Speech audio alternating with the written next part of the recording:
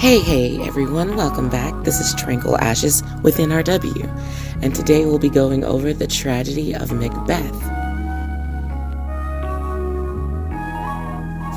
Shakespeare gets his run several times a year during stage performances and plays, but very rarely does it get a representation on screen. For the director Joel Cohen and titular star Denzel Washington, they wanted to change this. On top of that, they also wanted to change representation. Representation, both on stage and on screen, is a frontier that we usually have issues with. Joel Cohen and Denzel Washington wanted to make sure that there was a bunch of new black actors who could further diversify the cast of the latest retelling of Macbeth. According to Denzel's own words, he wants to continue in a long line of people before him. He said, and I quote, "They're classically trained like I was classically trained. Like Paul Robson was classically trained before me.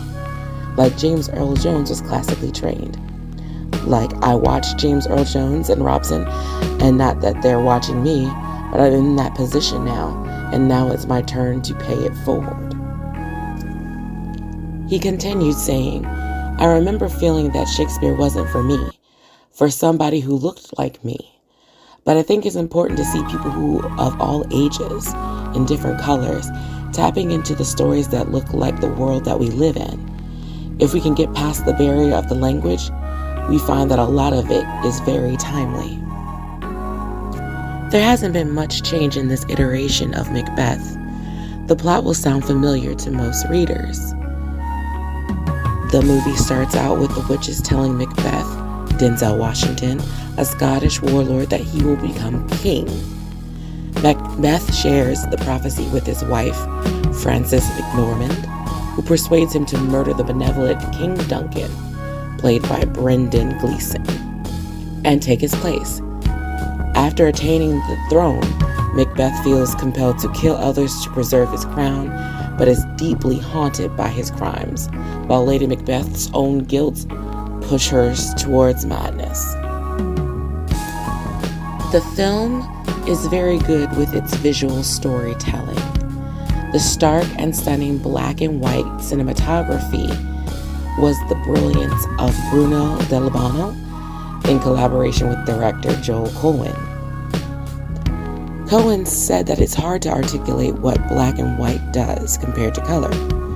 It's partly abstraction, partly just how you enter the texture of the piece.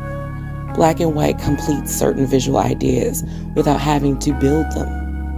It's more like a drawing than a painting, and your mind fills in the rest of the blanks. I find that this is very true. Even though I was taken out of the movie initially with the language barrier in terms of understanding Old English, I was immediately thrusted back into the film via its visual effect. Some personal highlights for me: I think that The Witches, played by Catherine Hunter, was the breakout performance in this movie.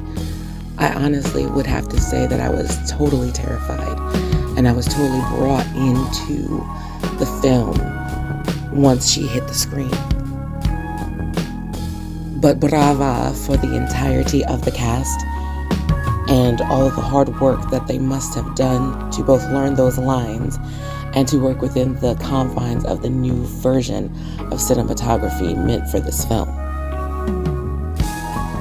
Overall, I believe the Tragedy of Macbeth is a masterpiece, and I think that Denzel Washington for sure will be up for Oscar talks in the coming year. I give this movie an A.